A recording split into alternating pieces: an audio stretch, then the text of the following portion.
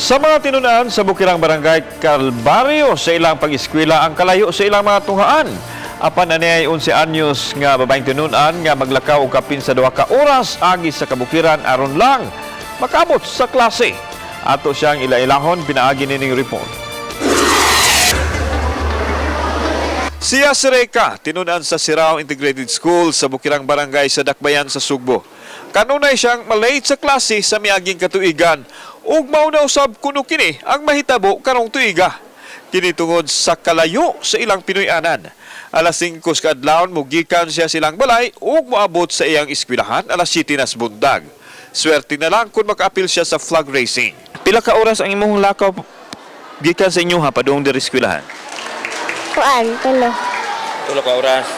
Unsa kang orasa dito mo gikan sa inyo? Alas 5. Alas 5 sa buntag. Oo. Unsa man kang orasa mo abot diri? Alas 7. Isa'y malit. Inay sapatos, chinilas nga hapit na mahilis ang iyahang gipari sa uniform. Wa pa usab siya makapamalit og mga school requirements tungod sa kalisod sa ilang kahimtang. Daang magamit na lang ang iyang gamiton sa klase. Apan bisan pa man ini, naningkamot siya nga makabaton og edukasyon. Ngano nagsinilas sa man karon? Wa mo ko'y sapatos. Ngano man? Wa kay papalit. Kano sa man kapalitan sa imong mama ug papa? Dugay pa. Dugay pa. Pero okay ra ang imong tiil dili sakit. Dili. Nya kung mag-uwan dili dangog. Dangog. Nya usahay maligid ka. Dili. Maniil lang. Sulod sa ilang classroom, hilom si Reka, apan naminaw man usab sa klase. Sulod sa klase, aktibo ang mga bata sa pag-recite o pagtubag sa pangutana sa maestra. Apan si Reka, nagpahipira.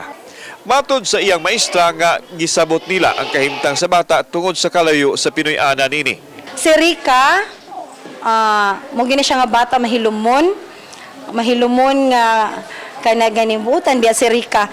Okay, unya kanang kuan maulang jud na ang problema niya, one of the kanang murag makuan ako nga problem kay tuwa maabot man gud siya late jud unya mag-start na ang klase pero mao lagi na mohatag gyud tag consideration. Samtang layo usab ang baktason ni Tyron, tinunan sa grade 10 aron makabot sa Sirao Integrated School.